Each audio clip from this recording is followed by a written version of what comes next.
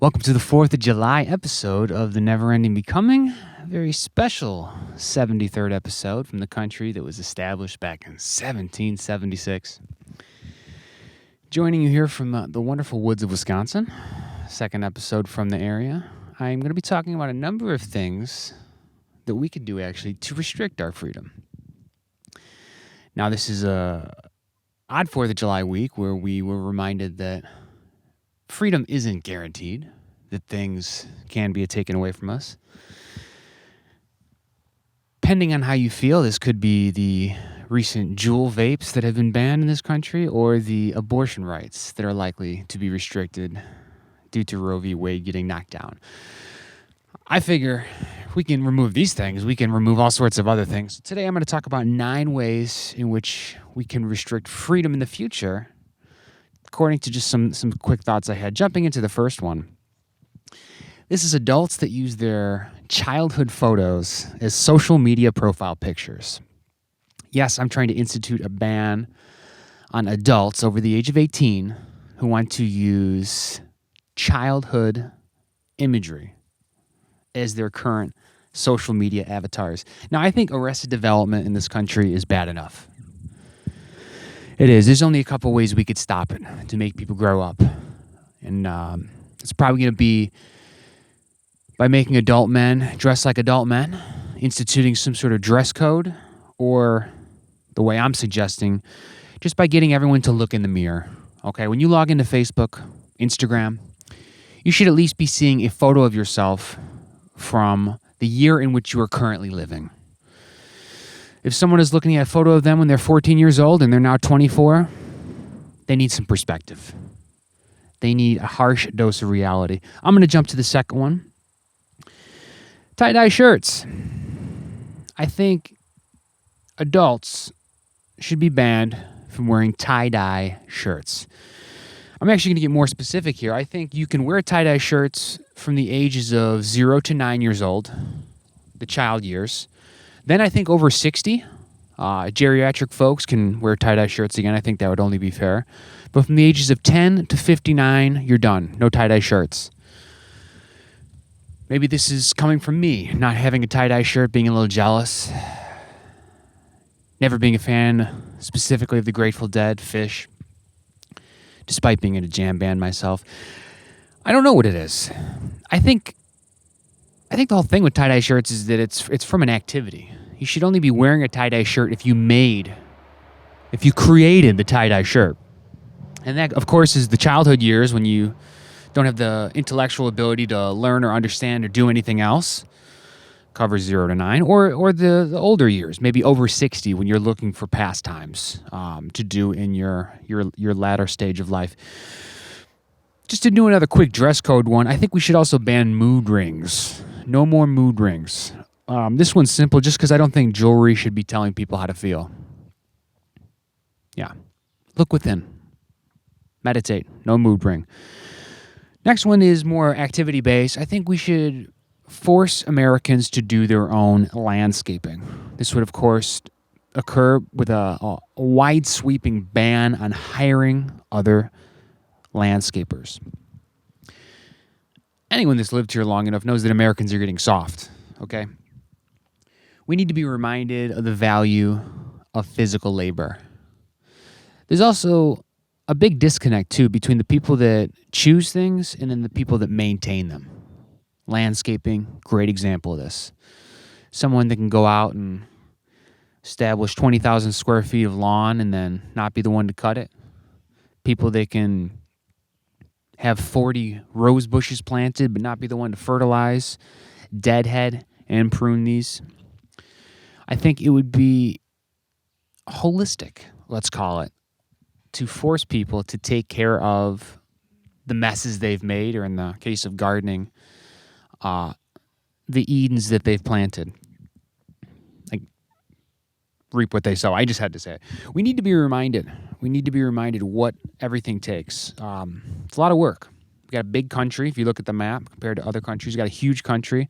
We have to be reminded who's taking care of this. I think another way this could have a good consequence is if people who actually owned all this land, were required to landscape and take care of that land, I think our technology in the landscaping sector would massively move into the future. We'd have whisper quiet leaf blowers in a few years, and before you know it, we'd have weed whackers with string that never breaks. I mean, again, there's a disconnect between the people making the investments and the people carrying out the work. Next one's going to be credit cards, and this is kind of a different style. I don't think this should be like a permanent ban like everything else I've been talking about. I think we should just ban credit cards for 5 years, because the last 5 years we've been spending money as a country like crazy. People don't even understand how much $1 trillion is, and I don't even think we understand what money is, because some people think Bitcoin is money. Some people think cash is money. I think we should move to a cash is king model, where people are reminded what it's like to take $14 out of your wallet to purchase some Chipotle, to actually feel the weight of the extra chips and the extra queso in the form of cotton greenbacks. We're visual learners. We are, as Americans, and there's something about the zeros and the ones on a screen that I think aren't gonna fly. I mentioned 5 years. Let's only ban credit cards for 5 years, and I think after 5 years we should reintroduce Visa and MasterCard as Visa Coin and Mastercoin. And this could probably finally put the death blow into Bitcoin, and it'll seem hip. This would be young and sexy. Next thing's a consumable, and this is gonna hurt some people. I apologize in advance, but really I don't, because this is all made up anyway. Diet soda. I don't think we should have diet soda. Either drink the soda, all right, drink the pop, or don't. Just give it up or suck it down. That's what I'm proposing. We're fooling ourselves, thinking we can have it both ways. That you can be drinking soda but not be having calories. It still stains your teeth. I'm sure you know that. And if we as Americans don't have white teeth, what even are we anymore? There are few things I think we can accept into our national identity, but white teeth would be in the top 5. Half of us want to be on TV. The other half already think in some form like this that they're on TV, so why not have pearly whites? We shouldn't be staring at crusty yellow teeth because we're down in 14 Diet Cokes a day. Just drink the red can or move on.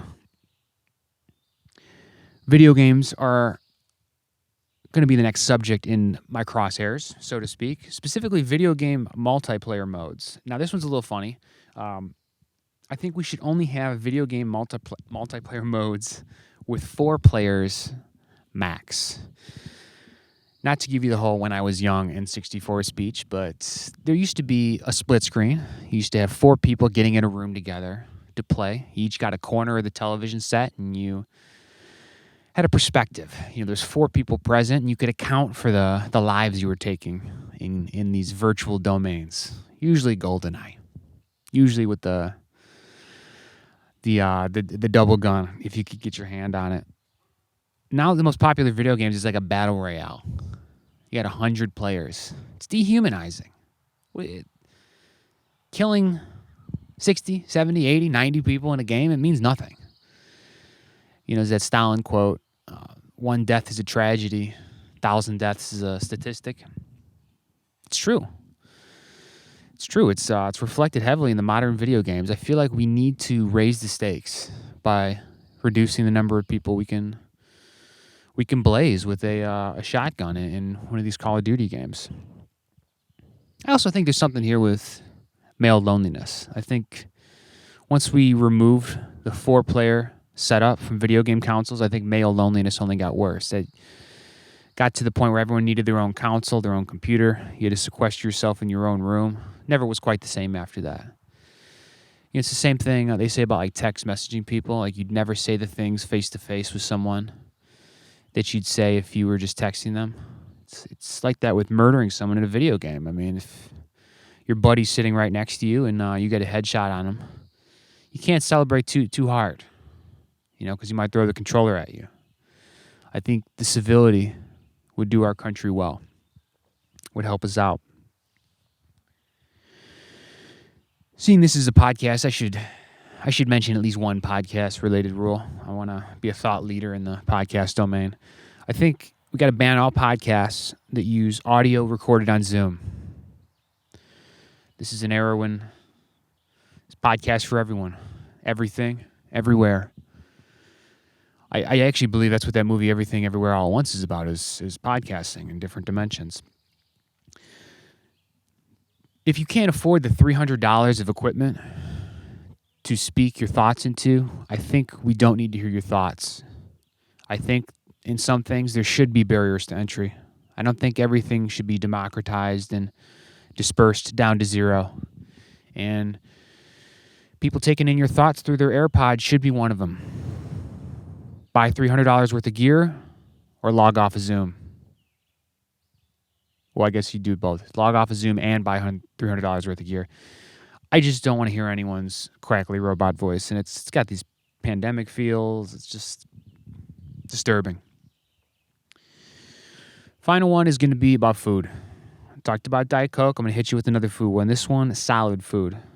Okay, I don't think you should, as a household, and this goes, we'll do, I guess, taxable households. So based on your tax return, you cannot spend more money on dog food than human food.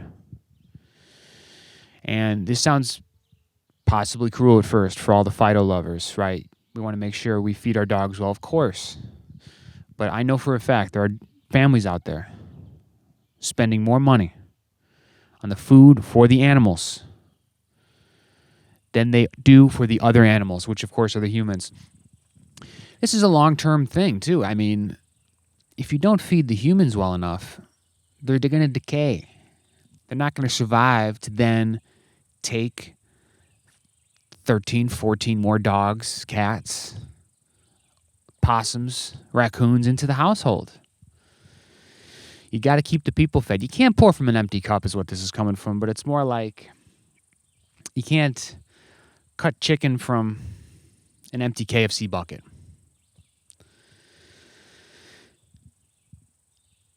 Curious what freedoms we'll lose in the next few years, which ones we'll gain. Been thinking a lot about how Roe v. Wade could have happened recently, and it's a reminder that moving forward, you're not guaranteed to get the same things right in the future that you got right in the past. I mean, COVID showed us this. Thought immunizations and vaccines were settled science. Not so. Part of the culture war. A lot of things are going to be part of the culture war. It's important probably just to focus on what you can choose and do. Exercise. Eat well. Watch this podcast. Share this podcast. Subscribe to this podcast. Probably some other things too that you derive some sense of temporary purpose from. Can't get too caught up in the macro. Just got to focus on the micro.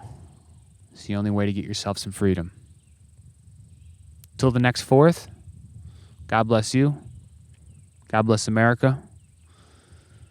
And God bless Top Gun Maverick in theaters. All right. See you later.